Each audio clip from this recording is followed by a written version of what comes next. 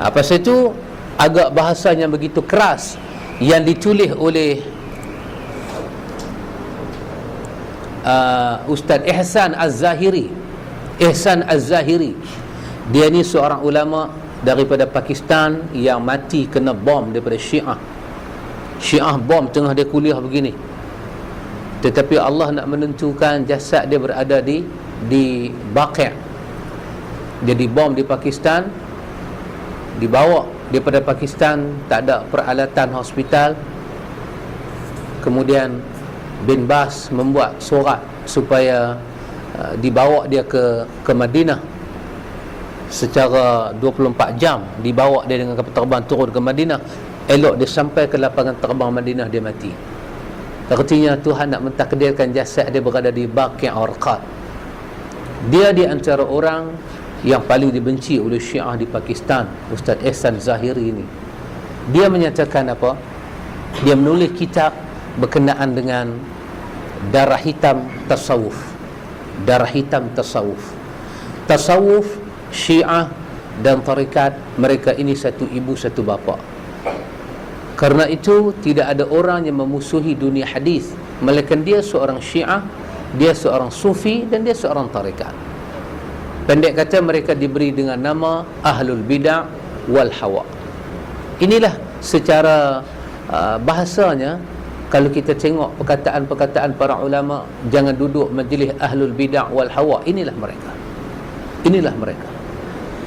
Sebab apa? Antum akan melihat dalam mereka ini, antum tak akan jumpa sanad. Sanad tidak penting. Sama ada mereka baca hadis ke, sanad yang penting dekat mereka.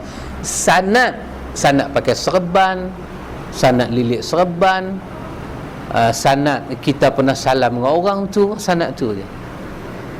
Ad-din itu perlu kepada sanad, itu tidak penting. Sebab tu dalam Syiah, bagaimana muka Imam 12 itu boleh ditulis, boleh diukyam, sedangkan mereka bukan duduk di zaman Imam 12. Siapa yang pernah tengok muka Ali bin Abi Talib? Siapa yang pernah tengok muka Hasan, muka Husin, muka Imam Baqir, muka Imam Sajjad? Siapa pun tak pernah tengok. Tapi macam mana dia boleh lukis 12 muka tu? Kerana apa? Kerana sanad mereka adalah mimpi. Mimpi. Syekh mereka mimpi, muka Ali bagian. Syekh mereka mimpi, muka Hasan bagian. Syekh dia mimpi, muka Husin bagian. Maka digambar dan digambar. Sanad mereka itu adalah mimpi. Kalau kita kata syekh dia banyak tidur, pasal itu dapat mimpi banyak, dia marah kita. Demikian orang sufi, orang tarikat. Orang tarikat kebanyakan amalan mereka dari mimpi. Rasulullah datang melalui mimpi, memberikan amalan ini. Datang melalui mimpi, berikan amalan ini. Mereka tidak memerlukan al-isnadu minad din. Mereka tak perlukan. Kerana itu agak orang yang tak boleh begitu masuk dengan Syiah, dengan Sufi, dengan tarikat ini, apabila orang itu mula menerokai dunia hadis. Mula menerokai dunia hadis. Sufi, tarikat dan Syiah ini satu mazhab, kita tak rancang nak belajar, tapi kita pasti akan belajar kalau kita mengaji hadis. Terpaksa belajar. Dan dia ada satu bab dibuka sana.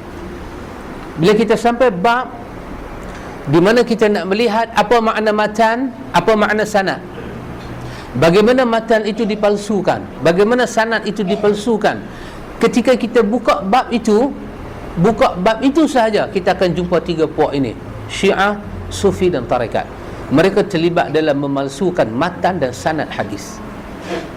Sangat dahsyat. As-Suyuti menyebut dalam Tadribur Rawi, kitab yang perlu kita baca berkenaan dengan mustalahul hadis ini. Dalam Tadribur Rawi, Suyuti menyebut bagaimana seorang ulama sufi, dia berjaya buat hadis palsu sampai pada angka 3,000 hadis. Seorang aja. Seorang ulama sufi memalsukan hadis 3,000. Seorang. Dalam dunia ni berapa orang sufi ada? Kerana itu Imam Syafi'i kata, agama orang Syiah ini kepalsuan. Dia tipu. Sanad dia tipu, kesemuanya dia tipu. Kadang-kadang matan dia benar, sanad dia benar, maksud dia palsukan. Lepas itu bila orang tanya pada Imam Syafi'i antara Khawarij dengan Syiah ini, kata Imam Syafi'i, kau ambillah hadis daripada Khawarij, tapi kau tinggallah agama daripada Syiah. Kerana nafas dia itu adalah penipuan, pembohongan. Dia tak boleh hidup kalau dia tak tipu sanad. Dan satu saja ilmu boleh tahu kata sanad itu tipu ataupun tidak tipu, iaitu ilmu mustalahul hadis. Hadis saja. Pasal itu kalau orang sufi kita suruh dia nilai Syiah, dia tak boleh nilai Syiah. Tak mana dia nak nilai, dia dengan Syiah sama. Kalau panggil orang tarekat suruh dia nilai Syiah, dia tak boleh nilai Syiah. Titik mereka sama. Sama. Suruh ambil orang Syiah nilai sufi dan tarekat, di mana dia nak nilai? Mereka sama. Tapi kalau anda ambil orang Syiah, ambil orang sufi, ambil orang tarekat, suruh dia nilai orang hadis, dia boleh nilai. Ambil orang hadis, orang mengaji hadis, suruh dia nilai 3 golongan ini, dia boleh nilai. Inilah kata para ulama, bila kita sebut dengan perkataan ahlul hawa wal bid'ah, 3 golongan ini termasuk di dalamnya.